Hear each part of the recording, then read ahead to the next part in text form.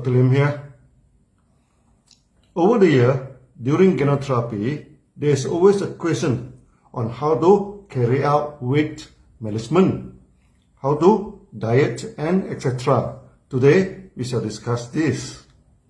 Many members, especially ladies, always complain they do not eat much, but the body weight keeps increasing and become chubby. I have seen one extreme case. She only took chocolate and tomato on a very strict diet, but the body remained overweight. She wished to know why. She's not eating much, but why the body is overweight. Of this, we must know why the body become obese. There are two main reasons for that now. The first is due to overeating, which most of us already know. The second reason is due to weakness in metabolism, which is very few people know it, okay? And we shall cover it here shortly. Many people think that we should take 3 meals a day to maintain good health and good energy. But our body digestive system is at the strongest activities from 11 o'clock to 1 p.m. Okay, strongly suggest that 1 meal per day is sufficient for the body. Many people never control their meals and eat throughout the days. In the morning, they take breakfast, then tea break, then lunch, then afternoon tea, dinner, and before sleep, go for supper. We have explained in our past video, when you eat too much, you are stressing your liver and pancreas. That lead to many chronic diseases and depression. Yes, you do not get me wrong. The more you eat, the more depressed you are. During the meeting in Australia, many members complain about obesity. Then I explained my experiences in Australia to them. When I first arrived in Australia, I ordered a meal for my wife, my assistant, and myself. The meals were too big, we could not finish it. The second time, we ordered 2 meals and shared by 3 people. We still could not finish it. The third time, we ordered only 1 meal and 3 people sharing it. Could you believe it? We could not finish the meal. Eating so much for every meal for sure will land your health in trouble. After meeting in Australia, one member from Greek heritage brought me for a Greek restaurant.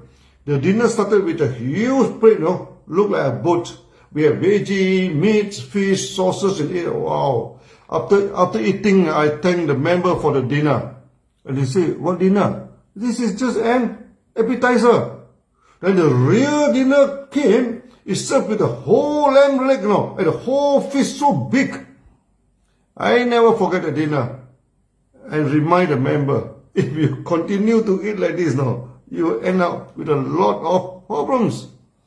The question now is how to cut down the amount of food, and yet we do not feel hungry or discomfort.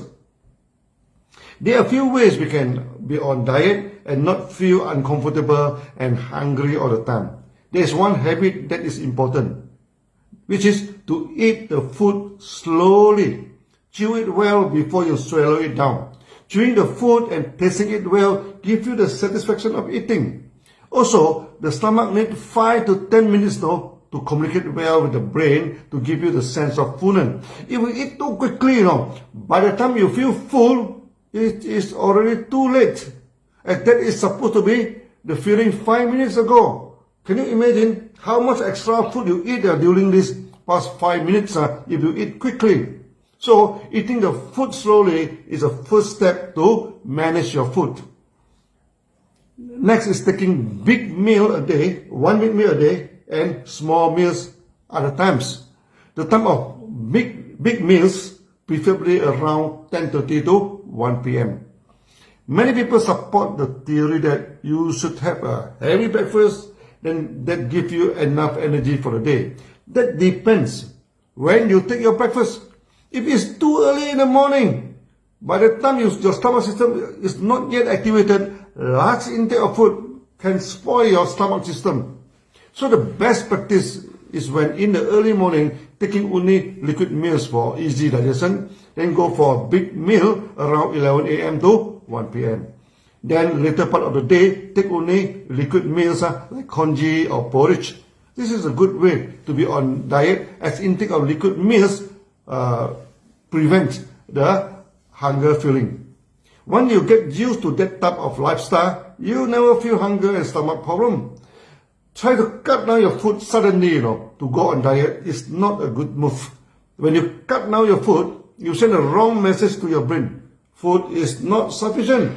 That will make you feel even more hungry. After the diet program, normally when you receive eating, the sense of hunger is great and you will unwittingly consume more food. At the end, your body bloated up and become more obese before your diet. The right way to start your dieting with slow eating, then in itself can cut down the food intake naturally. Then goes for one big meal and two small meal approaches, using liquid meals to replace the solid meals. At the same time, high fiber food like mushroom, wild vegetables, seaweeds, and etc. should be put into your diet. That give you the fullness of eating less a lot of calories. During this COVID period, DXN started to promote the hanging garden at home and selling the mushroom logs so that you can get fresh mushroom at home, wild veggie logs, and you can get wild veggie gardens. So also seaweed for the food program. This is started in Malaysia and we shall promote it throughout the world. The other known reason for obesity is due to weakness in metabolism. When your body digests the food, you get sugar for energy and other nutrients like protein, etc. to build up the body. So when the food is more, then the surplus sugar and the nutrient will be combined for fat and stored in the body. When the metabolism or digestion is weak, this process is short-circuited.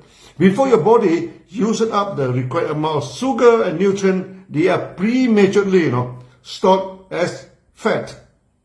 The main reason why such short-circuit in fat metabolism happens in the body, when the body is weak and the metabolistic process becomes weak too.